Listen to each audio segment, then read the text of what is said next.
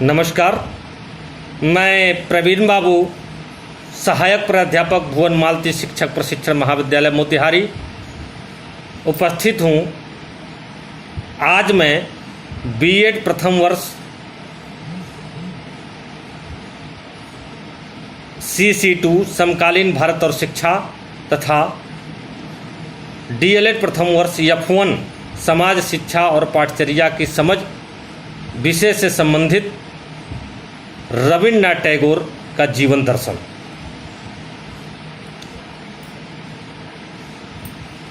रविन्द्रनाथ टैगोर ने आदर्शवादी दर्शन को अपनाया और सत्यम, शिवम और सुंदरम जैसे आध्यात्मिक मूल्यों पर विश्वास करते हुए आध्यात्मिकता को प्राप्त करना मानव जीवन का परम उद्देश्य माना।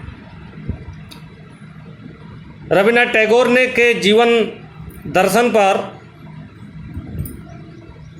उनके धार्मिक दर्शन युक्त तथा सुसंस्कृत परिवार का गहरा प्रभाव पड़ा। टैगोर ईश्वर की सत्ता को स्वीकार करते थे, लेकिन उन्होंने ईश्वरीय सत्ता खोजने को केवल मानव के रूप में स्वीकार नहीं किया। टैगोर ने लिखा है कि हमें ईश्वर को खोजते हुए उस सत्य को प्राप्त करने का प्रयत्न करना चाहिए जो हमें इस संसार से मुक्ति दिला सके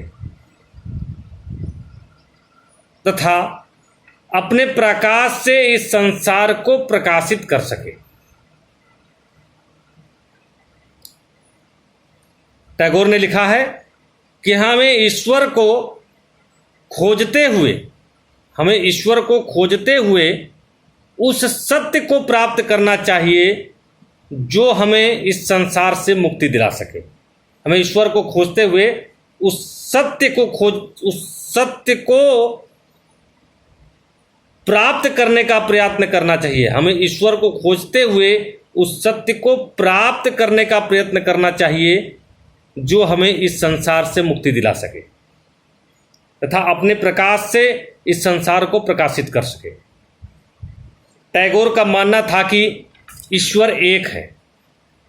टैगोर का मानना था ईश्वर एक है, उसी ने प्रकृति का निर्माण किया है। उन्होंने मनुष्य तथा प्रकृति के मध्य सामंजस्य पर बल दिया। उन्होंने मनुष्य तथा प्रकृति पर सामंजस्य पर बल दिया। टैगोर जहां आदर्शवादी थे वहीं वे मानवतावादी भी थे। टैगोर जहां पर आदर्शवादी थे वहीं पर वे मानवतावादी भी थे। उन्होंने मानव को ईश्वर का रूप माना था तथा उसकी विभिन्न शक्तियों के सामंजस्यपूर्ण विकास का समर्थन करते हुए मानव तथा मानव के मध्य पाए जाने वाले मतभेद की निंदा करते हुए एकता पर जोर दिया।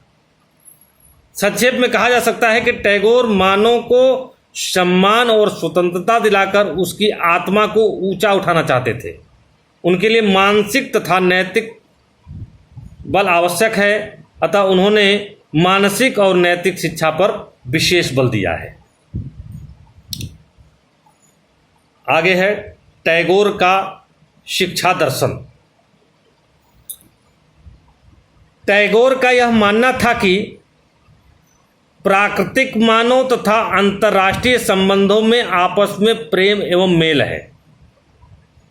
टैगोर का मानना था कि प्राकृतिक मानव तथा अंतर्राष्ट्रीय संबंधों में आपस में प्रेम और मेल है। इसमें परस्पर विरोधाभास नहीं है। अतः सच्ची शिक्षा के द्वारा सभी वस्तुओं में मेल तथा प्रेम की भावना का विकास करना चाहिए। सच्ची शिक्षा द्वारा सभी वस्तुओं में प्रेम तथा मेल की भावना का विकास करना चाहिए। टैगोर का विश्वास था कि शिक्षा अर्जित करते समय बालक को स्वतंत्र वातावरण मिलना बहुत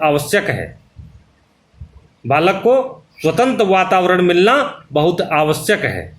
इसके लिए उसे इस तरह के बंधनों से पृथक रखना चाहिए। इसके लिए उसे किसी भी तरह का बंधन, इस तरह का क्या, किसी भी तरह का बंधन से पृथक रखना चाहिए। टैगोर के समय की क्रमबद्ध तथा निष्क्रिय शिक्षा का समाज की आवश्यकताओं से मेल नहीं था, अतः उन्होंने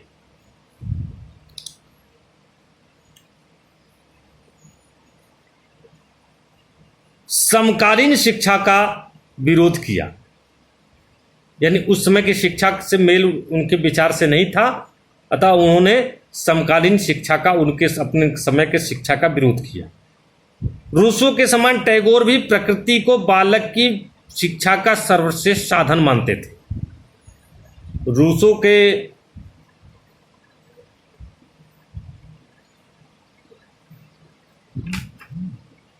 साथ टैगोर भी प्रकृति की शिक्षा को बालक की शिक्षा का सर्वश्रेष्ठ साधन मानते थे। वे कहते थे कि बालक की शिक्षा प्राकृतिक होनी चाहिए।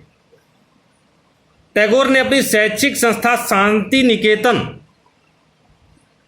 को नगर के कोलाहल से दूर प्रकृति की गोद में खोला, नगर के कोलाहल से दूर प्रकृति की गोद में खोला।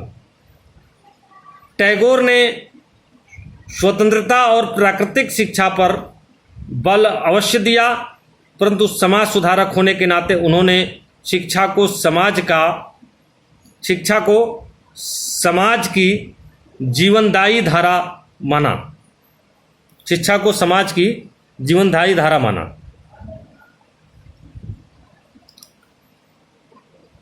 तथा समाज सेवा का उपयुक्त साधन माना।